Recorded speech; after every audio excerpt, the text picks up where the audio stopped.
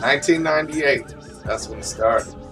That's when everything was like coming together. We dropped Most Tasteless. Y'all boo. Didn't matter though. We were in a test. It was an experiment to find out which way to go. We had no paint, masks, powder, pasty little vampires. At one point, we was wearing like baby powder and to like simulate the creepy, loopy god vampires is what everybody called it. You know, but I'm a fat kid and I sweat a lot, so I would get like little dingleberries all over my face. And that shit was nasty as hell. We had contacts, no paint, no contacts, and then finally a hit. Yeah, theatrics has always been a big part of what we do. When we got signed to Psychopathic, it was the perfect place for us to be because that's like how they present their stuff. It's theatrics, we do themes, we do shows. So obviously, you know, that was the perfect place for us and what we were looking to do.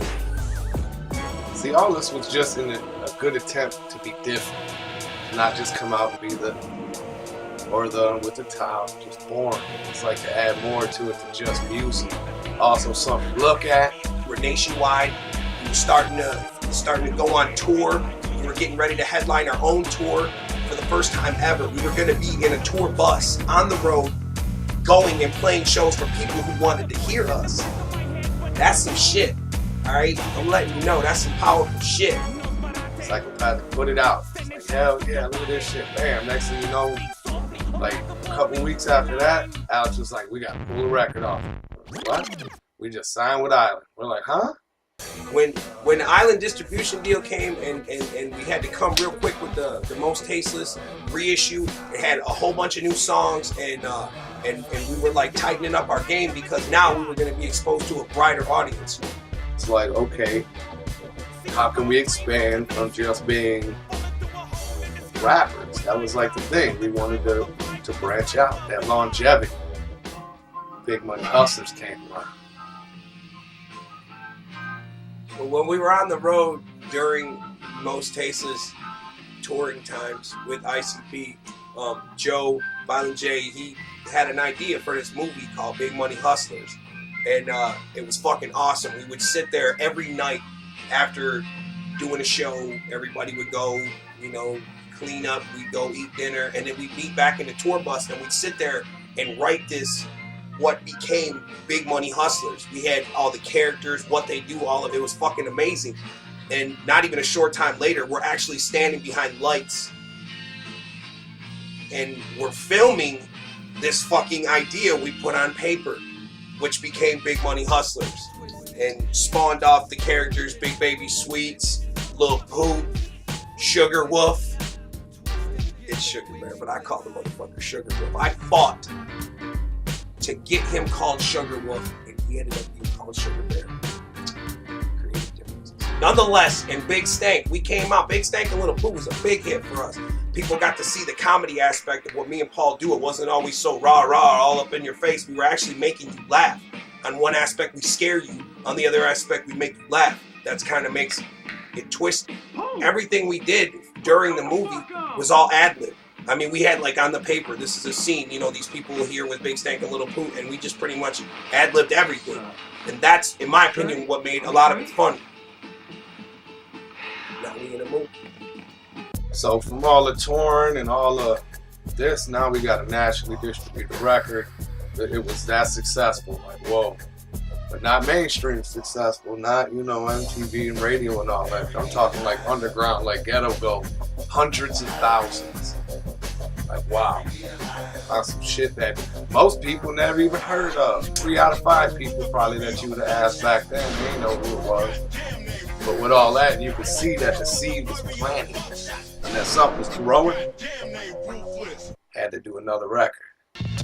When we record albums, while they're in the store selling, we're already working on a new album. So while Most Tasteless reissue was just like on the shelves, we was working on the next record, which was Freak Show. By the time Freak Show came out, it was like, whoa. Jamie was like, whoa. Because we just came from basically this little seed. You know, we started with something. Of course, everybody starts with something. But it was on such a little scale that we didn't know what to expect.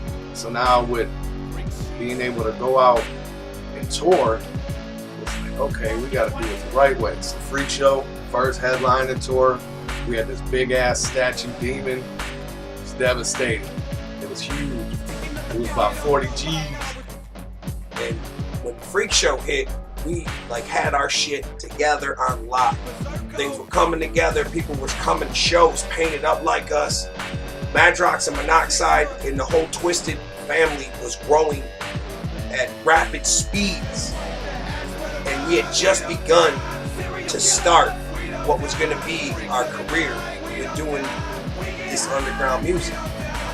I mean, we had the whole shit. We had the setup. It was dope. We had just what we wanted. You know, we had 10 buses. There was a tour bus for the crew. There was a tour bus for me and Paul. There was a tour bus just to haul the liquor and cigarettes and other things. There was a tour bus just for snacks. It was like an on wheels catering service. Because we gotta eat good when we do what we do. Semis, it was like all this shit was going on for this 1 hour. Freak Show was by far the first time that we were ever able to stand on our own 2 feet. It was like we've given you guys this opportunity. Now let us see you do your thing by yourself. We've shown you everything we can show you. Now it's on you to walk on your own. And we did just that. We went into the studio. That's when we met Fritz. Fritz is the crazy, psychotic motherfucker who engineered and helped us bring all the medleys together and who is now like our producer and part of the Psychopathic family. I mean, you could just see, Fritz had the vision in the minute you saw his ponytail. So Freak Show came out. After all that, we toured forever. It seemed like we toured forever. We never got to go home. We went home and our families didn't even know who we were. We were knocking on the door. We didn't even know they moved. But it was gravy. We had a mission. There was nothing that was going to stop. It was like we had that vision. We knew what we had to do now. Everything was clear. It's like clairvoyance. It might have seemed to a lot of people like when we brought out Mirror Mirror that we were like in this cocky phase, because when the motherfucker came out, there was little to no promotion. The album title didn't even feature the Twiztid name. It was just a picture of me and Paul in the front, and when you turned it on the back, it said Mirror Mirror. You didn't even know if there were any songs on the motherfucker. Mirror Mirror was dope because we really didn't tell anybody. We just did it. We were like, here you go, Alex. You know, you ain't just put it out. Promoted it a little bit through the internet. Didn't even have distribution in the beginning. But it was like we wanted to see where it was at. Because Freak Show, hundreds of thousands. It was like, oh shit. We done found something. What we did is we put together, like, it was like 7 or 8 songs of some crazy shit. And that was the point in time when we started getting more into the production feel. We were actually doing tracks with Fritz. Like Fritz was in it. You know what I mean? It was like, it was no more, we came in and it was like everybody was on the same page. He knew what the fuck was going on. He could go home and sit in a weird shed with this weird lighting and concoct some shit. Then we hear it, we'd be like, oh, we know right where that's at. You know, you can just tell. Coming into our own even more. Every time it's like an evolution. When we drop an album, we come out and we try to raise the bar on what we do. Because that's how we do. So by Mirror Mirror, it was like we just bat. It was like nothing. Halfway through that, we were like, man, we're getting really, really good at this shit. Let's start another one. With all the attention and props that we received from like the Big Stank and Little Pooh characters during Big Money Hustlers, we thought that it might be a good idea, seeing how people are digging us on the funny aspect, to try to come with something that could be visually and funny again. And there was born the Purple Show. We were in a situation where my brother was incarcerated. I got arrested going out to the studio. This is a couple years ago. I mean, they put guns to my head too. And then they dragged him away. And that was some bullshit. Ended up going to jail for like 2 weeks, 3 weeks. In this time, Madrox and Blaze, they came up with this idea of a visual show, like not so much like a sketch comedy, just more of a this is what we're doing. We moved on the idea to do it. As soon as he got out, he watched it and he was like, I don't like it, but it's fresh. It's like he never really said that. You believe that too, you motherfucker. This cameraman guy's gonna get it too. It's called The Purple Show. It was like close to porno, just without all the nudity, all the foul language. It was dope. It was a good idea, but it was just done too quick. We decided that we would keep the idea and do it again. You could see, like right from the beginning, something was born. It was like, hey, that's stuff. Came out with that, and it was like just an internet thing. We'll do it, put it on the internet for a half hour, see what happens. And it popped. It was a monthly download on a website, thepurpleshow.com. You could go there each month, download a half-an-hour episode, and keep it. Stick it in your butt and do whatever you want with it for free, for motherfucking free. That's what we do for our motherfucking fam. We give shit away for free because we know it ain't nothing but love. It went from more people not being able to download it than we're able to. So it was like, okay, now you got another dilemma. How you gonna try to suffice everybody, which is damn near impossible. We've learned. But Alex is like, put the bitch out on a DVD. You know what I mean? And then if they really want it, they'll get it. Now, we agreed that as long as we're paid, we'll do that. Alex came with the idea to put it out on DVD, and we gave you one free episode that was never available on the web, and that was the DVD. And today, we're working on the new Purple Show DVD that's headed your way. That's even 10 times fresher than the first one. Everything we do, we upgrade. So if you did enjoy the Purple Show or don't even know what the fuck I'm talking about, you either need to know or don't need to know that there's a new one coming out. I'm watching the camera, man. But that's how the Purple Show kind of came about. When we started working on the Green Book, we had a vision of what we wanted for the album. We knew that it was going to be a record that was just for us. It was more or less like a personal goal of ours. Throughout all of the chronological releases of Twiztid, we wanted to do a record just for us. Green Book was dope too because we got to like play our industry card, so to speak. It's like we went after people that if we had the chance, which we did at this point, to do a song with, who is it? And we compiled this list, you know what I mean? And it was like a lot of fuck yous and no, that never happened. But a lot of people were like, yeah, hell yeah, I'm down. Like we had E40 on the record. When Paul told me that E40 was going to be on the album, I was like, damn, ain't going to happen. He's not going to do it.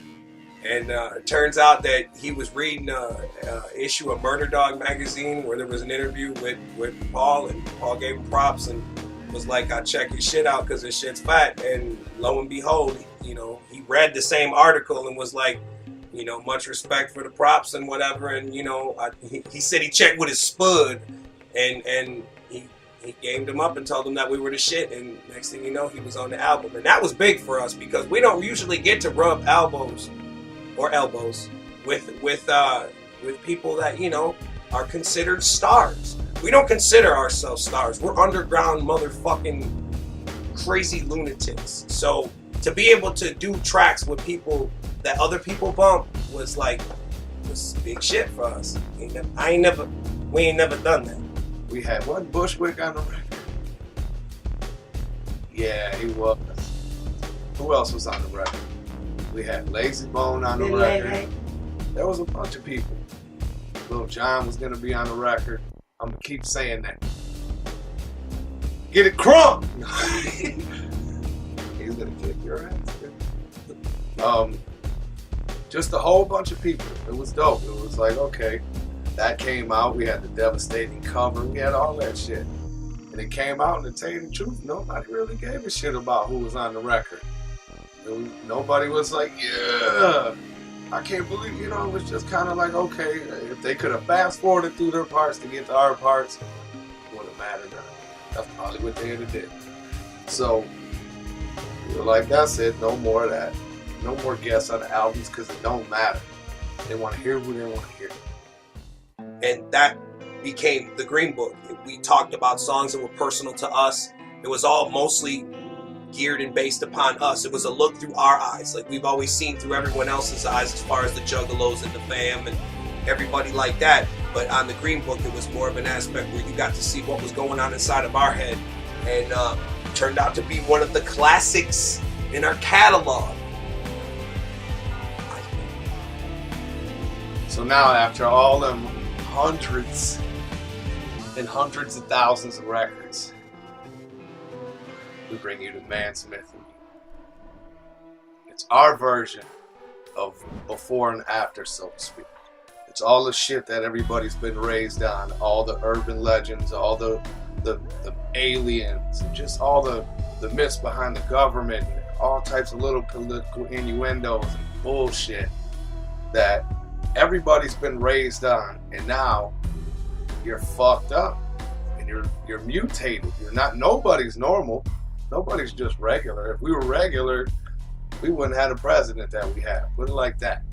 This album is special in every aspect, in every way, from the lyrics to the packaging to the fucking artwork. Each panel in the motherfucking artwork represents a famous myth that each one of us was brought up and raised on.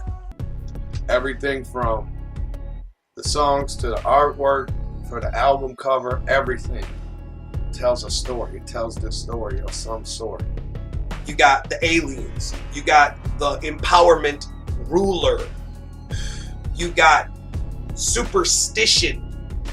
I mean, it's all there, right for your eyes. Pull it out. Take it out of the jewel case right now and take a look at it. And when next time you're playing the album, look through the motherfucker when you're listening to the album. You know what I'm saying? Maybe you gotta do and take a look. Really look at the shit. It's deep. Mansmith and Mute. That's what it is. It's before and after. It's before you're mutated into what society wants you to be.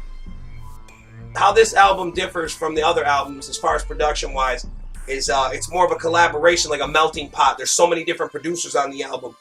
Isham did tracks, Lavelle did tracks, a new fucking collaboration from Fritz and the ROC. They did tracks. Monoxide did tracks. I hummed a few chorus lines that people played on a keyboard. It was a melting pot of ideas to make Mansmith come out to be what it is, just that. Something all brand new, something all twisted, and at the same time, very scarily a throwback to what made us what we are. I mean, one thing that we know for sure is we'll probably have a lot of explaining to do. We said some shit, but we don't say nothing we don't mean, so if we rubbed your balls the wrong way, feel free to challenge. We'll have a reason. You'll see. Bottom line, we live in a fucked up world. There's not a single time you can turn on the television, pick up a newspaper, a magazine of anything without reading some horrible shit that basically makes you be like, what kind of fucking world are we living in? This album is more or less a reflection of that. We're showing you how things are. Even though if you don't know about it, there's some shit that you need to know about, that they don't want you to know about, that we know about, that you need to know about. I just said know about a whole bunch of times, but you need to know about that shit. So we're fucking shoving it down your throat this time so you know about it. And you can break that cycle of shit that they taught you. Aliens do exist. Aliens don't exist. You read the newspaper. You can probably go through a newspaper and find 200 myths right in that motherfucker. Never believe everything you read. But anyway, it was like just this collaboration. It was like all this bullshit going on, all this stuff that it was like, if you think about it, we've been raised on this shit. Everything, you know what I mean?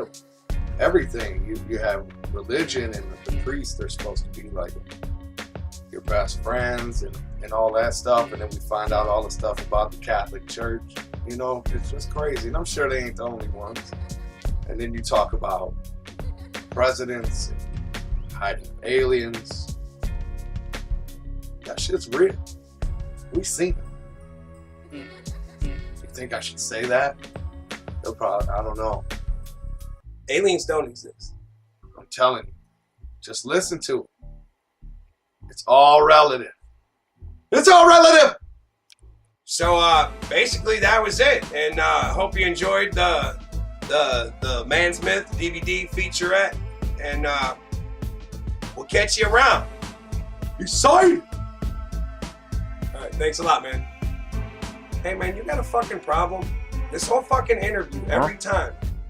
No, you're making jokes about my brother. He's in here being serious, trying to talk about shit. You got jokes, motherfucker? No, I'm saying, do you got motherfucking jokes? Come on. What the fuck, man? Get up. Fucking want some? Motherfucker? Come on. Fucking bullshit, man.